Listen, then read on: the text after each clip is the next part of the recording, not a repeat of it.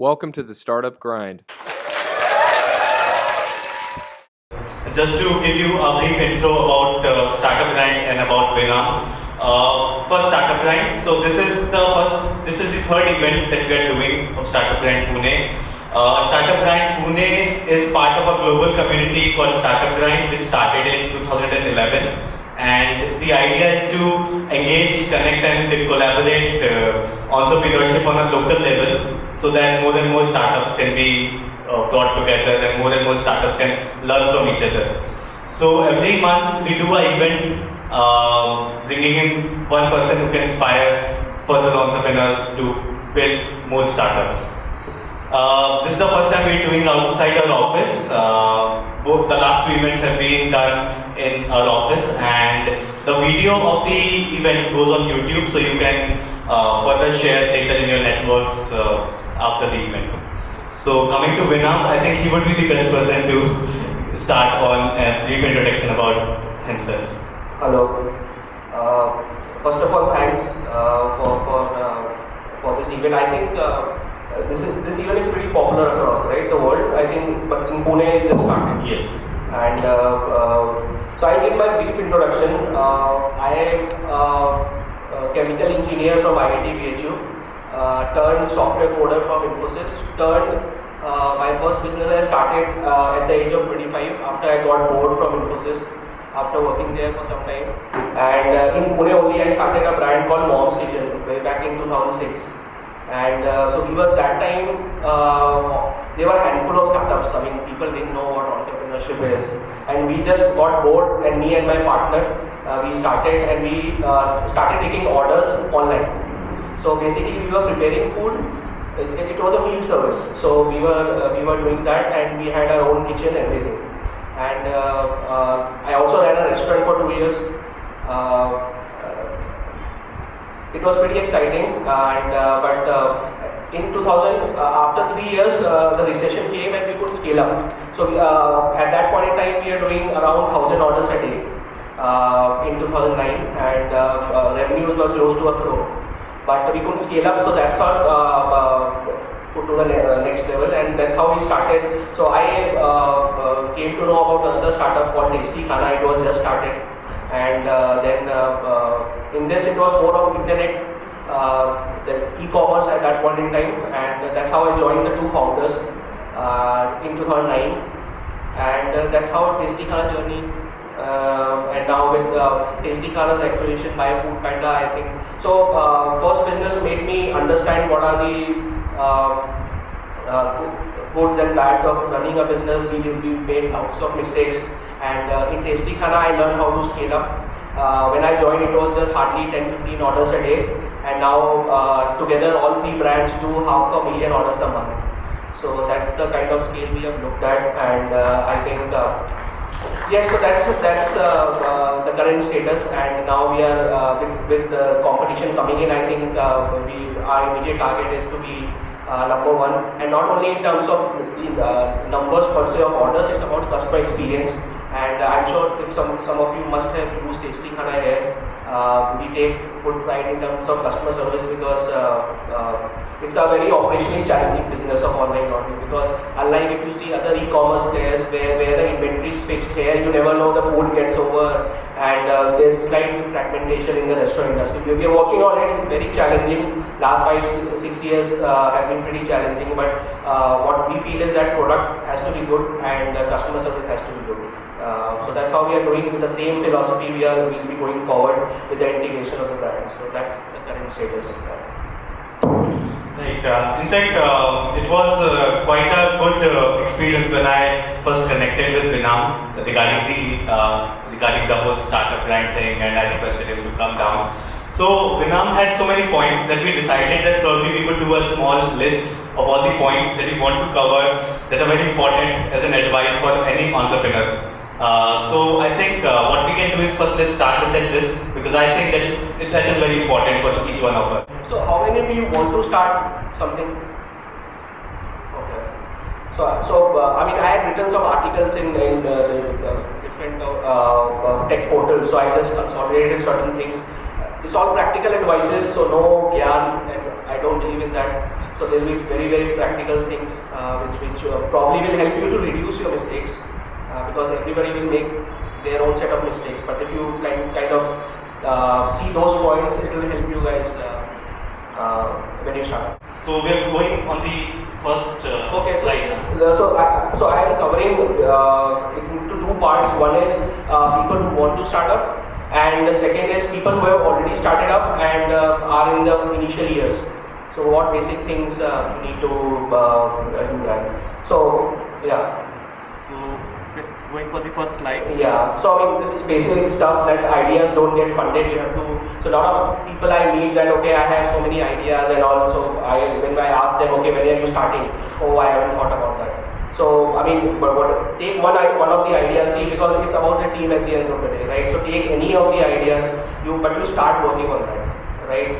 Just saying and going to various conferences, meeting VCs and angels and telling that okay, this is my idea, but that doesn't get you funding, right? You have to show some initial prototype, initial proof of concept, then only things will move forward. Now, this is again, I don't know how many of you know that a lot of people like to be in stealth mode for so long, right? So stealth mode basically is I start a startup, okay, and I am very afraid that you may steal my idea, so I don't reveal my idea. I say that I am in stealth mode, I am in secret mode, and I've seen a lot of people who are continuously in that mode, but so it's eventually death by stealth.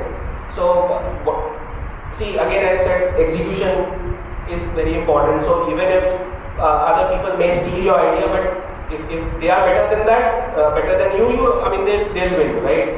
But I mean, stealth for me doesn't work. I mean, you should be the first actually marketing your ideas everywhere. That this is what I started, this is what I started. So that it's free marketing, right? You are going to conferences, meeting people, exchanging cards. But if somebody asks you, oh, I cannot tell my company's name, then stealth mode. So that is where this thing is done. Again, my advice is avoid overdose of advice, right? A lot of people may give you a lot of advices. One of the advantages that we had in my first business of 2006 was that there were no such conferences happening, right? I mean, we just had to start. Now there are so many things happening. People go to so many conferences, meet so many people that they ultimately get confused. Okay, so you will say give one advice, other person will give another advice, right? And at the end, the person is confused, right? So just listen to yourself, listen to your gut feeling, and just move forward. See, mistakes will happen, right? But if you have, and give yourself sufficient time. Like a lot of startups hold up, say 6 months. So people come that okay, my funding has dried up, I am not able to work. So when I ask them okay, how long is the startup? They say okay, 3 months or 6 months. I mean, this is not that. At least you need 2 years, 3 years to. So that perseverance and that patience you need to have. Again, this is see, starting up is lonely stuff, right? Your family will be against you, the world will be against you. So I would prefer 2 or max 3 co-founders, not more than that, right? You have seen certain examples in which certain companies had so many founders, immediately ego crashes happen and a lot of people leave at the end at the cost of the company, right? So 2 or max 3 people can be good. Apart from that, everything else is crowdfunding, according to me.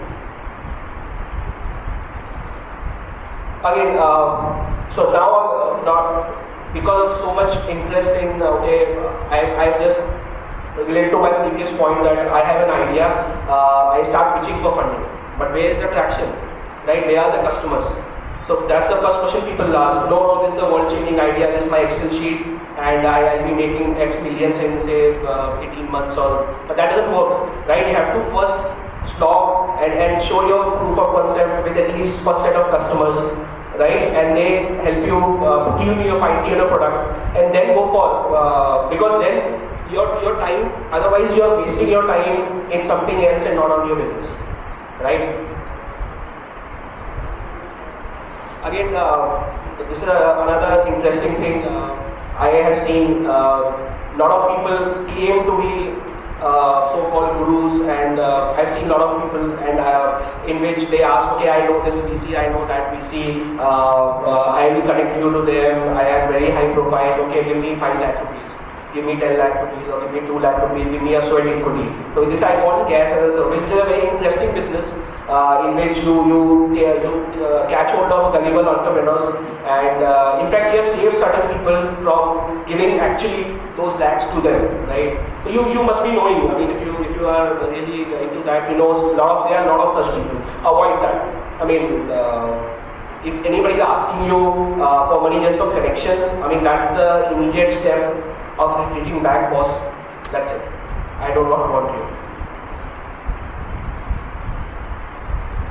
Now, if you see the current trend of e-commerce, right, everybody is just pumping money into marketing, and also we have somehow lost how the traditional businesses are run, which is we have stopped understanding words like unit economics, we have stopped understanding words like bottom line, right? We just, today what I feel is that we don't earn customers, we earn transactions. Right, so and customers are very fickle. Tomorrow X company is giving a discount, you'll go there. Tomorrow Y company is, so everything is so much discount based that we have somehow we have stopped focus on the way business has to be done, which is like bottom line, profit, something, right? So I agree there are certain businesses just for pure valuation, but not every business, right? So somehow when you're starting business, that initial thought that how a business should run, at least you should know your cost, because I've seen so many people that they don't have the understanding of their cost. Okay, so they say, okay, what is your cost per acquisition? They don't know, right? So basic stuff like, okay, how much money I'm earning? Okay, I have the money, okay, I'm doing that. But that is not, at least you should have a tab on your cost and by when you want to break even. That should be your kind of aim. Yeah. This is one practical advice I give you, because I have had a very bad experience in my first business. Never do business with your relatives, please. Right? Things get very complicated, and even if you want to do it, have things very neat and clean on your paper. Right? So that is very. I mean, because initially the source of funding is friend, family, and fools. Right? So you have to ensure that everything, because I've seen so many. In my case, I had seen mine. I lost a lot of things, but in other also. So even if you are doing with your friends, okay, just have things on paper, because tomorrow things may turn bad, right? Any questions till that before I start the next sort of small slides in terms of starting up any yeah. Pardon? Traction. What exactly is the question? See, it depends on the business, right? So, if you are starting as a software product thing, then you should have a proof of concept with some customers. If you are doing a say like my case of an online food ordering, I would say steady stream of say 1,000 customers or 2,000 customers a month who are regularly using it, and you are tweaking your product based on that, then that is for me traction. Before you do anything else, before you even think of funding or other things, you should focus on getting some sort of initial traction. Yes.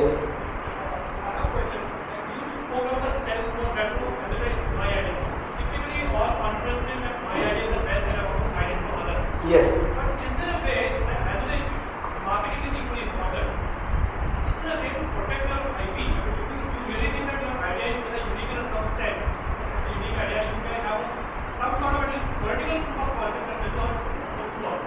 Is there a way to protect your idea like copyrighting the IP or patent or something like that? So, I mean, again, that depends on the kind of business. If you are into pure, say, anything which requires a patent, then you can file patents. If you think that your process is unique and you want to file a patent, you can file a process patent, right?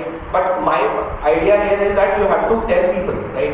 So you can tell that, okay, I do this thing uniquely, right? And this is copyrighted or not copyrighted. This is patented or patent pending. Right, that is fine, but at least you have to tell people about your idea, so that otherwise Why? Why to keep in stealth mode? And if you are fearful about your idea, you cannot become an entrepreneur, right? You have to market. See, you have to be your most number one salesman and marketer, right? And if you go to your conference, that time is wasted. You say, I cannot tell my startup. So that, yeah.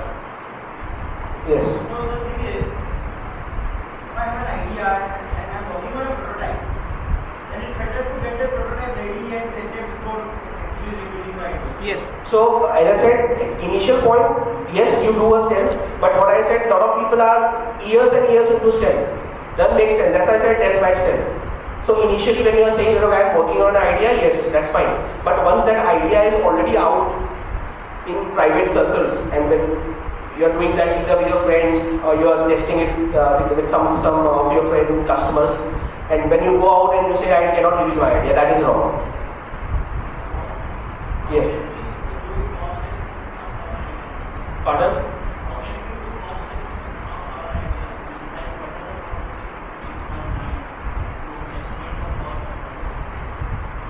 So cost of an idea depends on what business are you doing. So for example, if I was doing meal services, right? So I had to take, there are certain legal costs to it, like I had to take licenses, then I had to take one place where I can prepare food, then I had to take different raw materials and basic stuff. And if you are doing say a product thing, then you have to take your server cost and other things, right? So that depends on you. But the thing is that one of the major things, if you plan, okay, that okay, I want to do a startup, and say suppose I will require 5 lakhs, and this will be sufficient for me, say for 1 year. So believe me, it will run out in 3 months. Okay, so accordingly have your buffer. I would say if you want to invest yourself fully into your startup, give yourself minimum 2 years, minimum, before giving it up. Right? Yeah. So you said we have to develop some traction before we go to investment, right? Yes. But maybe to develop this traction as well, we require some kind of funding, because maybe everyone would not be able to bootstrap themselves for that amount of time. So what would be the best way to survive till you get some traction so you can go to investment? So see, I hope that investors will give money if you have your own skin in the game, right? You cannot go that, okay, I don't have anything, but I have my idea, you please fund me. It is not possible, right? So initial money will come from you and your friend family, right? So that is there. And in some case, if you're lucky, if you show the prototype and they find something very good, they may give you. But that's a probability question. I think let's move forward. As you attempted to cover more points, maybe some of the questions will get answered naturally. So now this is the part where some of you may be there who have just started or probably in their initial years. These will be the points which you can take care, which will kind of help you in basic. Again, this is very important because I did all of these mistakes in my first startup. Right? Have your papers in place, have your basics. I've seen. I'll give you an interesting example. So we were looking out for an acquisition in online food ordering with one of the players, and they were doing some good orders. Okay, and then when we started the due diligence, it happened that nothing was going into the bank account. It was kind of very startling. So there are so many cases in which people are not following basic thing, which is like incorporating a company, even though it may be a proprietorship if it's single, or maybe a LLP. Best would be private limited because that's how investors will touch that, right? So before you have your basics in place, so for example, typically friends start, right? So how will the equity distribution? Who will be leading the company? Right? These small things later turn into friction.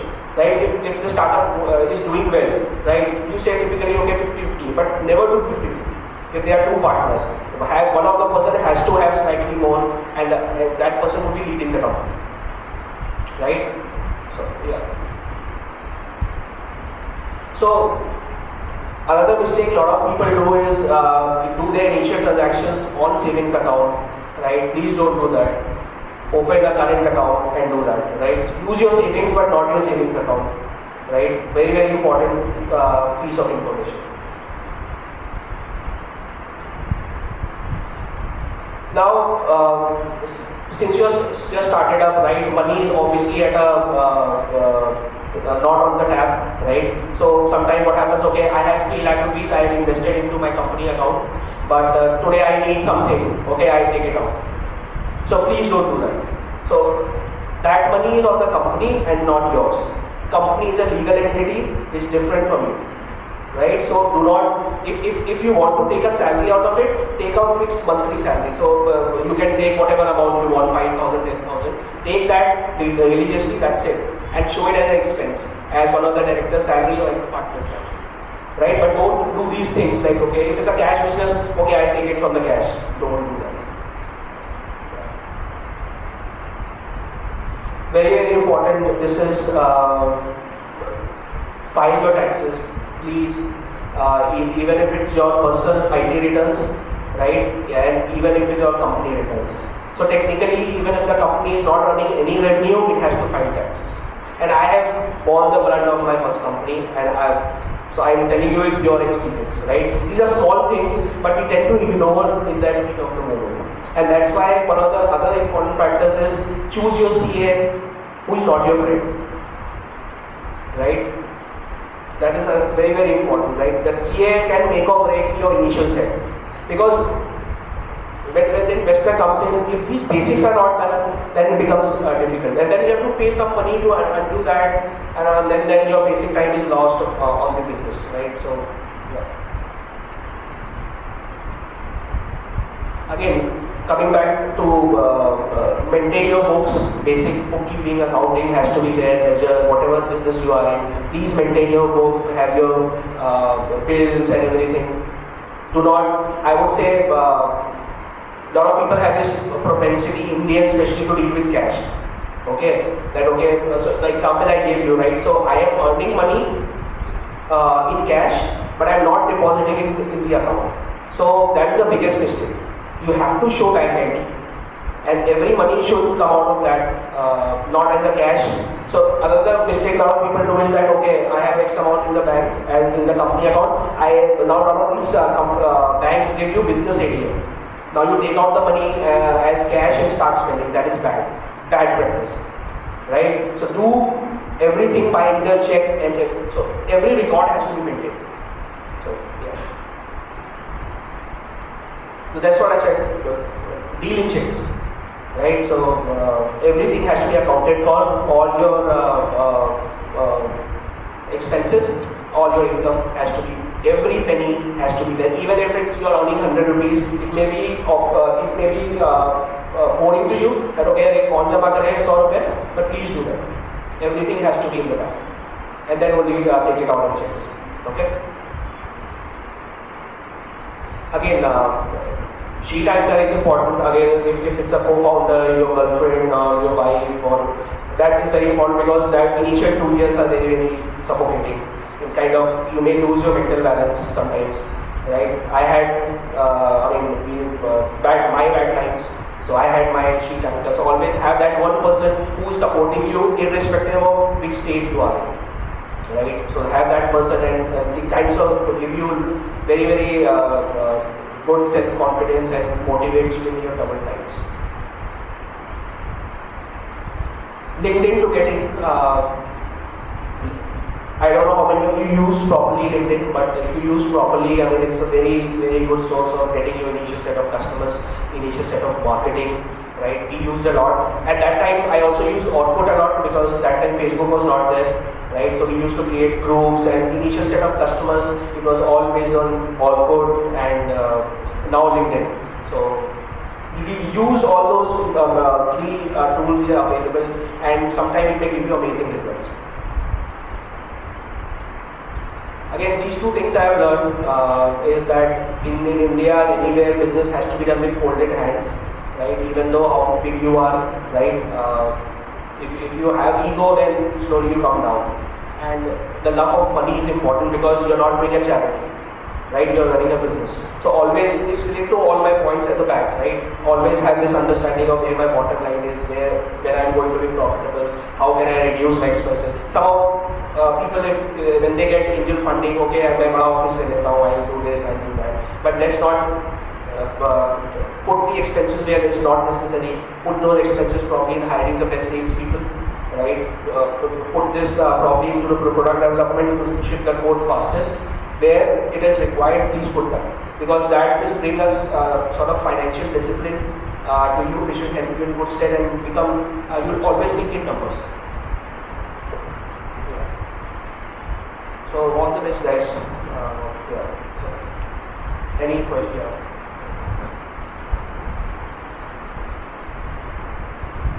So my question is with regards to using social network. When you mentioned about LinkedIn, you also said that using other social networks, we output and then Facebook effectively. So what I'm saying is, how do you handle the feedback that you get? Because when you put your brand onto Facebook or any social network, you are exposing yourself to all kinds of people out there, right? So although it's a good feedback mechanism, it also means that you're opening doors for breakbacks. Yes. Yeah. So how do you handle that kind of a scenario? See, entrepreneur should be the most skilled person you'll ever meet, right? So you have to be ready for big bets, and the idea is not to be emotional about it, but to be very practical and objective about it and see why those big bets are coming. Especially in our case of TastyKhana, right? Food is like something. If you go to some of our fields, you will say that what are you doing? What are you guys doing? Right? So it is very, very important. I would say be very open about it and take feedback. See, important thing is if you don't respond, social media is very tricky, right? How you want to respond on social media, there are certain do's and don'ts, right? For example, in our one of the things that we used to do is that if a customer complaint has come in, okay, then immediately acknowledgement has to come in. Now it's based on my word because the customer is hungry and angry, so it's hungry, right? And if the food has, we have used to have a tag of first reply has to go within 5 minutes. Then acknowledgement. So that means customer will not flood your other channels. Okay, and that he'll wait. So we'll say, okay, we just acknowledge here, and somebody is looking into it. Immediately, your backend ops team has to see that issue and do it offline, because you cannot continue in a tirade of words. It becomes very. Some brands have done it, but they got screwed big time, right? So solve that problem offline, and then say, okay, A X Y Z. I hope the problem, as discussed, the problem is solved. And thanks. So this is how things have to be taken. Twitter, Facebook, everywhere. You used to take it offline, solve the problem and put it down.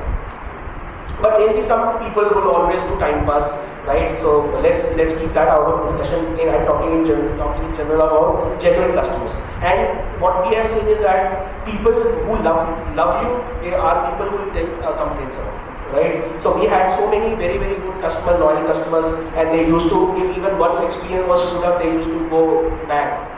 Right? So we used to, and then they need to be taken care of, like a friend. Right? So customer service rules remain the same irrespective of the industry, right? And as I said, business is always done with folded hands. Customer is king, customer is always right. Try to find the source of the problem and set up processes to ensure that that set of problem at least is not repeated.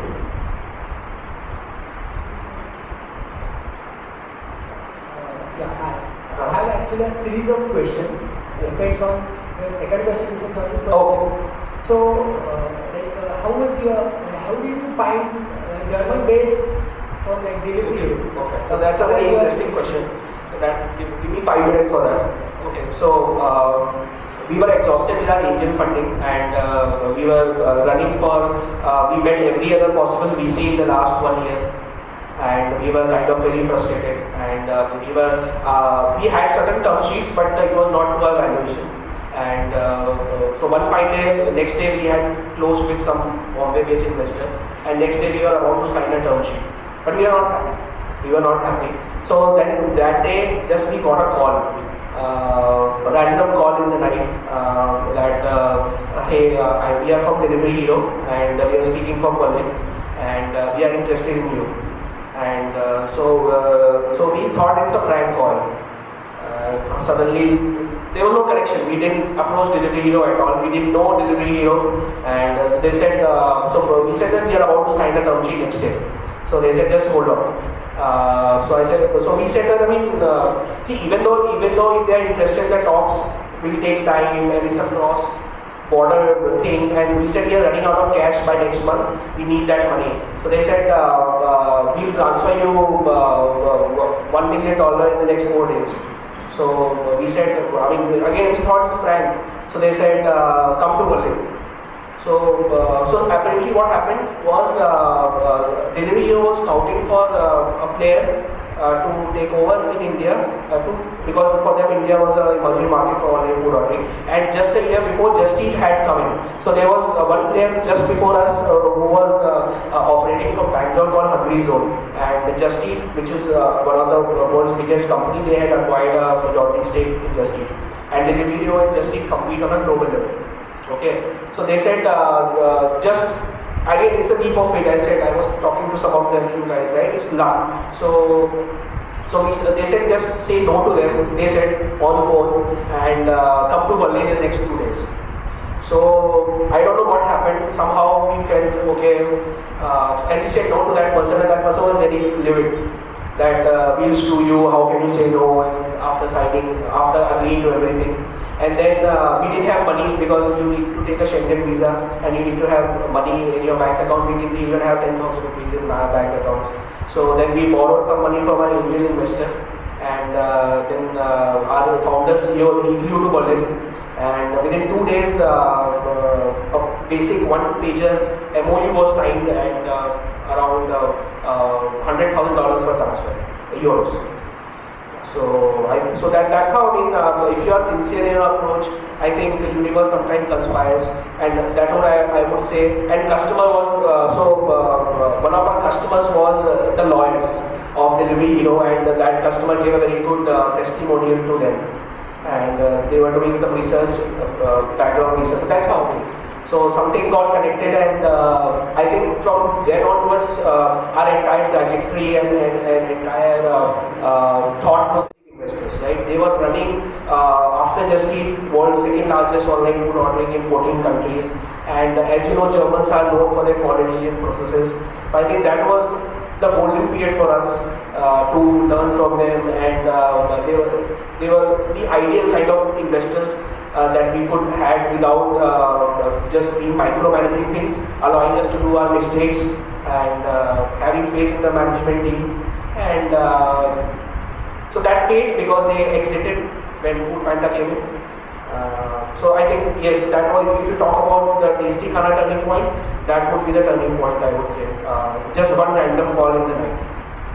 Yeah, my next question was like, now Pune is termed as the second ranked place for the startups and all entrepreneurships after Bangalore. Now, the Bangalore has facilities of they have accelerators, incubators, and angel investors. Pune is emerging into that era, kind of. So, what are do's and don'ts regarding these? Like, should we go for angel investors, incubators, or accelerators? Or like going to VC is far more safe. But VC again looks at it, whether you have someone backing you up, or how do you find that do's and don'ts of growth? See, first of all, that depends whether you have a success story behind you or not. So if you are starting first, you have to go through the regular time, right? As I said, have your traction, have your proof of concept with certain customers, and then start approaching people. When you see, as entrepreneurs, you should first have the idea that this is going to be big. You have to believe that, right? So once you believe that, and if the idea is good, now you have so many conferences and networks, good people are there, right? So you can approach them. So of course, VCs won't come immediately, right? So either a seed level funding or a pre-series A, say, it depends on the kind of money you are looking at and the kind of business you are in. Somewhere around, say, investments are as small as $50,000, $200,000 also, and to lesser than a crore, which I'll say at the seed level. And then they will like to see that how are you using that money. Probably they'll have one person on the board and they'll like to kind of guide you and all. And this is where a lot of startups are not able to go from that level to the next level. A lot of people get this money, right? 100,000 to maximum $1 million, right? But a lot of people are not able to graduate that to the next level. That's where the learning we have to see. I don't have the exact answer for that, how you want to do it. each story is its own. In our case, it's only in luck, I would say. But other things like we persevered and we bootstrapped for almost how many? 2 years. One of our angel investors who was part of IAN. IAN is Indian Angel Network, and he was president of SEEP, Software Association, Export Association of Pune, and he was the CEO of our founder. So somebody has to have that kind of blind faith in you and just that feeling, right? Just the passion, and also that's how he looked at us and okay, I give you money, and then you do that. So that money we ran very frugally, very very patiently for so many years, which was say 30-40 lakhs. We ran for so many years, like before this happened. So again, everybody has to go through that same story, but we always be very, very frugal about the money spending and everything, right? And then, see, once you get the traction, even VCs may come to you, right? And now these VCs have also started mini funds, like Excel recently, they started up special fund for funding startup at that level, not the typical when they do at the VC level. So right now, good thing is that money is there, but a lot of people have this assumption that money has to koi dil jayega, aisa nahi hai. Still you have to fight for that money, and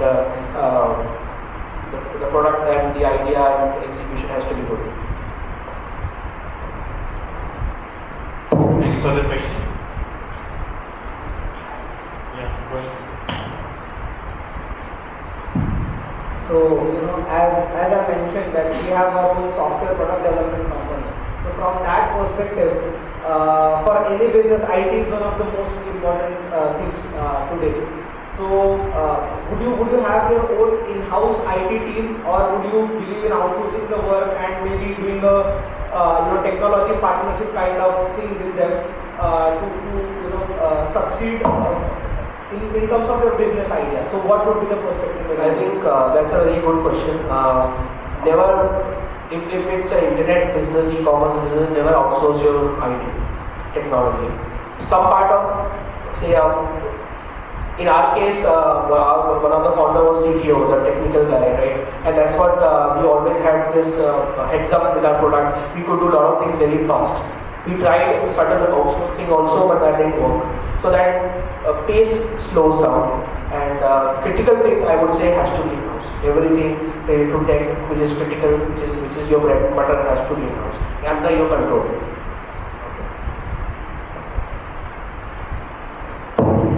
Okay. Any other question?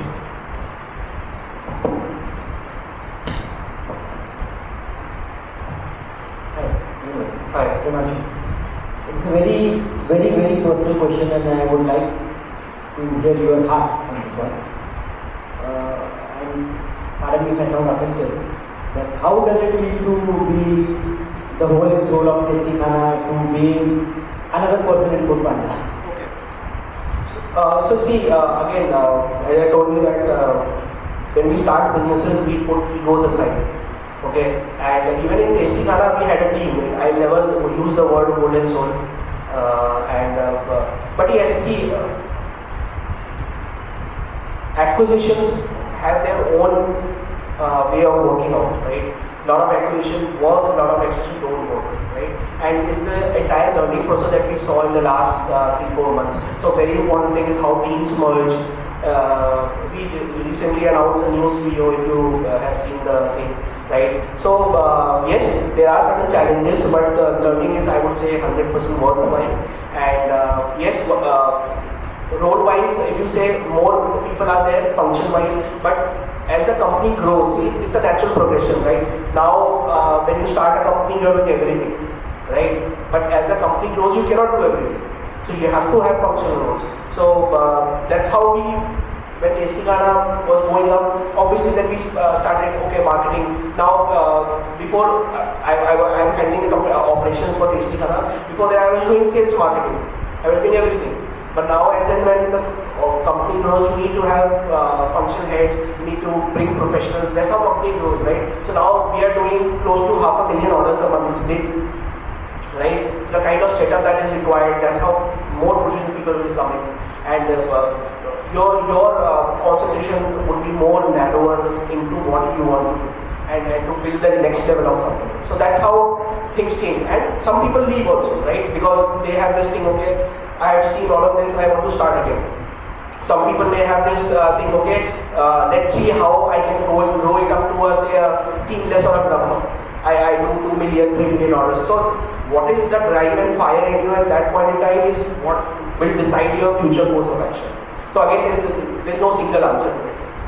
For me, I'm still seeing, it's very exciting as of now to see the transition, see again Rocket, one of the very, very interesting groups across the world, work-wise, time-wise, pretty different. So learning is there as long as I personally feel that maza hai, so I'll keep on doing it, otherwise I'll do something. I really like to thank you for the amazing answer. So yeah, I mean, जब तक मजा है, I think doing it is what Exactly. right.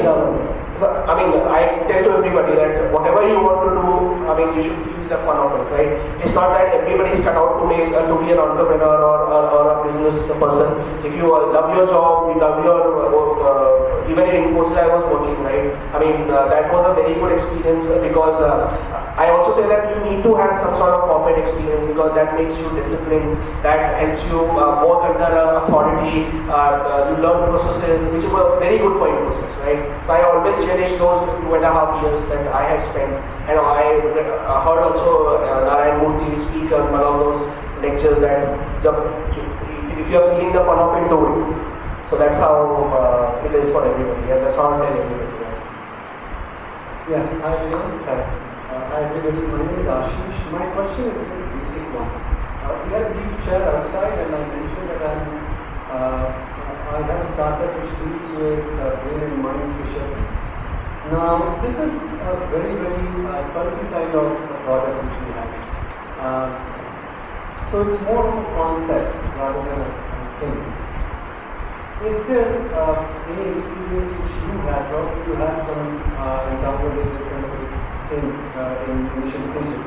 So, are there any quick tips for people like us who can build on? See, you just gave one sentence of what you do, right? Every business needs to know that how will it earn money. So if you have figured that out, I think that is the first step towards it. And if you are still figuring it out, I keep on your research and keep on, don't leave it. How old is the startup now? It's about 1.5 years now. Half years. 1.5 years. 1.5 years. Okay. So you have paying customers? Yes.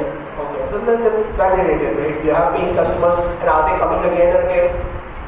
Yes. Okay.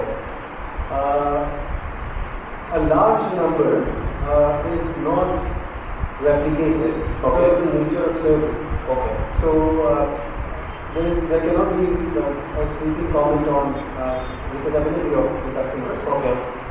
But at the same time, and because of the same thing, the nature of the product, we need to keep increasing our reach. It's not like food which Yes. a person would require 3 times a day. Yes. Our service is required once every 3 years. 3 years. 2 to 3 years. Okay. Something like brain mapping which we do. Okay. Our brains do not change every day. Yes. They of course change, but it takes about 2 to 3 years to change. So in that case, how do we convince people that this is, of course, like food, this is required by everyone, every second individual. A hand-holding, a brain refreshment, brain mapping, brain understanding, potential appraisal, everything. But most of the people do not understand the need, and that is the education which needs to be brought in. That is what is the challenge for us as of now. Again, that will also depend, I don't know that much, but that will also depend on the, what is your target customer? Is he a person who is online or is he a person who is not online? So accordingly your marketing changes. If it's online, digital marketing, social marketing, right? Because your concept is very niche, a lot of people won't understand this, right? So a lot of awareness, probably through hospitals or through doctors who are probably neurosurgeons who are dealing with brain stuff, right? That's how it has to be done. So you know it better, right? What type of customers you have. Okay, yeah, basically it is for common people, it is not for Google searches and all. Okay. It is just about the potential, and personal potential has a major. Right. But they need to know about it, right? So I need to know, like, okay, what are the advantages in a very simple language. How not taking it properly. So you advise traditional means by maybe conducting seminars and using social media to talk about it. And Again, let's say it depends. Digital marketing and social marketing maybe reach-wise it will be much higher than the traditional ways. But you have to see the conversion, CPA, cost per acquisition, right? So if you probably do a traditional way of marketing, I don't know, right? Traditional way of marketing, there you may acquire, say, good customers, but in digital marketing, a lot of people are coming to your website and not converting, maybe, right? So that depends. I don't have the answer, but you have to do things. So in our case, we used to do both. But over a period of time, we realized that digital marketing is much more effective. The cost per acquisition is way lesser than when I do offline, right? Because my customer base is online. Now it's everybody's on mobile, right? So traffic is, so now the major part of the money goes into mobile marketing. That's how the customer behavior changes. Where the customer is where we need to show him what he needs. Thank you.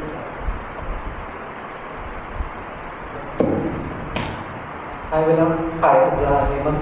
I wanted to actually know that in the future, going ahead, where do you see the food industry and concepts like yours and heading towards? What are the new big things coming in for the future for the food industry? Okay. And this is a little bit for my personal and for my company, because we are into corporate trainings and we also deal with some food companies as of now. And so what is the trend going to be like? What are the gaps that you see in India and how does it shape up? Okay. Do you know how much, what is the revenue of Flipkart? Any idea? Flipkart, or what is their GMV, gross merchandise value? Anybody, any idea? How much have they done? So close to that, right? 2 to 3 billion, right? And the stuff that they buy is apparels, electronics, and what is the frequency of that? Maybe once in a month, twice in a month, right? So compare that with food, right? Now, the kind of customers that we have, both people are working, right? Husband works, wife works, right? So the kind of potential it has in this even can it can go beyond these companies, because what we see is that particular customers order much more if the service is good. So right now we are trying to build the ecosystem, like the restaurants. The situation was pretty bad 3 years back. Now because of the awareness and a lot of restaurants understood that okay, if I don't give the service properly, customer may write it on social media. Customers may not come back to me because there is some ex-restaurant waiting to serve that customer. Right? So ecosystem, once it builds to that level, okay, that customer is very, very comfortable that okay, if I am ordering food, right, it will come within, that's a challenge, right? If you order an apple or you order a shoe, right, your life doesn't depend on it, because it comes the next day, your life won't stop. But if you don't get food within 45 minutes, your life, you will be very much bothered, right? So that is the challenge of real time. So if you see recently, a lot of activities are focusing and venture, the investors' activities are focused on last mile deliveries. So a lot of these companies like Tiny Hall, there's a company in Bombay which has started, and a lot of these small players have got funding. So a lot of people are, a lot of these companies, you see the biggest challenge is last mile deliveries, real time logistics. Right? How, and this is where the technology will play a crucial role. How can we map people? How can we place our boys, the delivery riders, that food can go to the customers within 45 minutes? If we are able to crack this is different from a Domino's model, because there the outlets are fixed, the guy comes back and goes.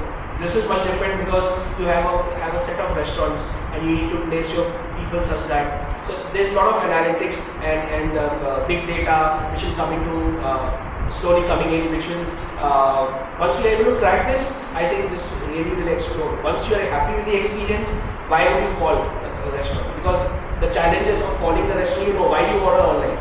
right? Because you don't want to, in a weekend, be held up by a call, the experience is not uniform, you cannot pay online, you don't get those discounts, right? So once we are able to crack this, we are slowly doing that, right? I think that this is a huge barrier to entry. So it's a technology product play, it's about data, right? Because it's easy to just put the restaurant, right? It's very easy to open an online food ordering site, right? You can integrate payment network, you can, now none of these restaurants are very clear about online ordering.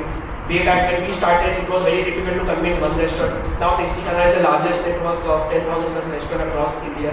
So it's not difficult to just put the website and all. So service and the technology and the last mile delivery are the crucial points. I think we should define the entire e-commerce play in online food ordering. And if it goes in the right direction, I think we have a lot of winners in this category. It's not a question actually, it's a situation where we got stuck and because of which somewhere you can say we lost our investment. The scenario goes like this. When you go through accelerators to pitch deck or the pitch nights you can say, then you come to know there are a lot of investors who are ready to invest. And they have their sort of conditions like say what we experienced is we had offer of an investor. They said that we are ready to invest, but we will have some stake. We are ready for that. But if someone else is going to invest on the same basis, we are not going to offer stake to them. We will not offer stake to them. Yes, but what sort of stake they are having? Say we are ready for 60-40. Now they have 40. Now if someone else is coming in, they are not ready to touch that 40. Whatever you want to do with your 60, you are okay with it. So welcome to the world of investors. Yeah. The question goes on. So the situation where we stuck was, three of them were saying if you want to take exit, we want all the stakes what we are invested. Like all the three were saying, we don't care what your business is doing, but whatever is the situation, all the money we will have first.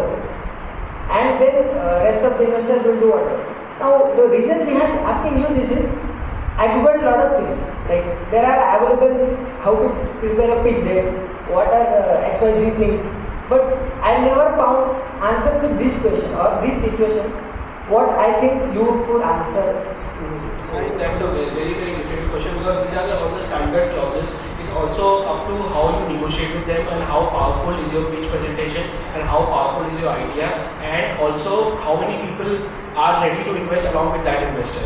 So if other people are ready to invest, you can say that okay boss, I have a term sheet which are better with a better terms and better valuation. So you decide. So we had validation of our idea. We had surveying and all. We had a customer data with us. We had that graph.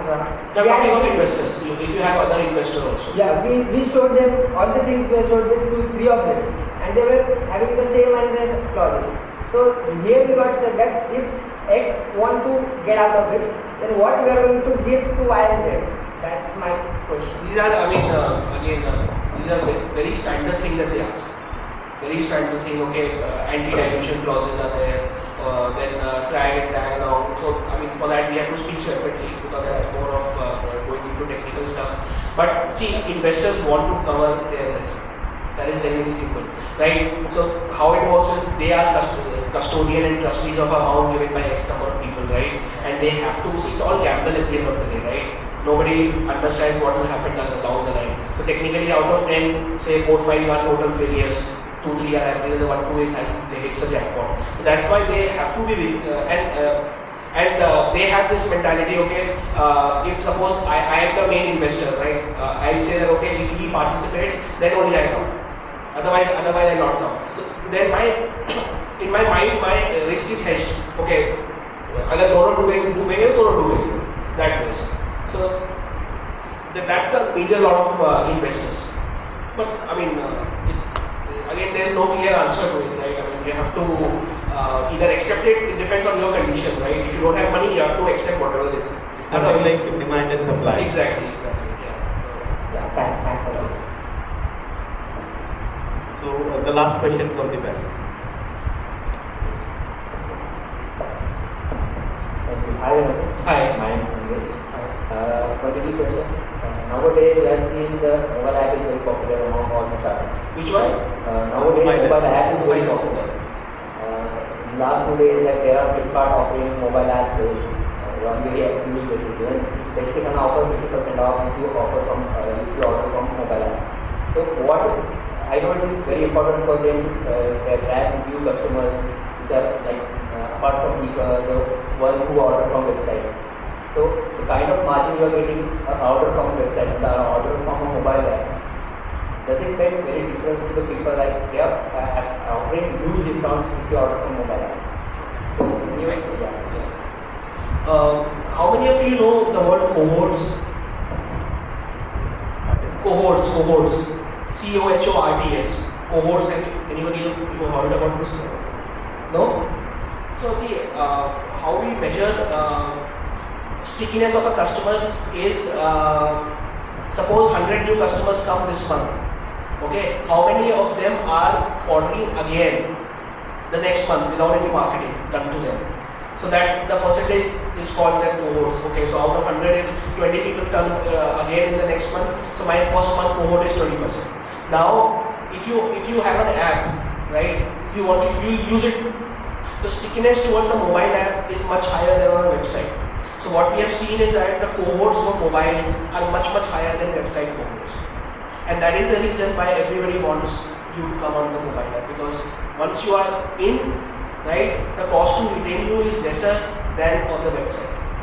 And now everybody, this from the business perspective, right? Second, from the customer perspective, everybody is coming into, so we are skipping a lot of people are skipping the PC generation and directly coming into mobile, right? So that's why they are giving you discounts for acquiring the new customers, right? Keeping in the mind of cost per acquisition is equal to X, right? And then if the service is good, you will come again, right? That's how their overall marketing cost reduces. Okay, so I think let's wrap it up here, as we would be running short of time. So I think a round of applause first of all. Thank you. We all have some very good pointers and some work to do as we get back. So thank you so much, Vinam, for coming up. Thank you for inviting, and lovely audience, lovely questions and answers. And in the end, I will say just you listen to everybody, right? Start up, take that leap of faith, right? Make your mistakes and learn from it. And all the best to everybody who are doing startups and plan to do so.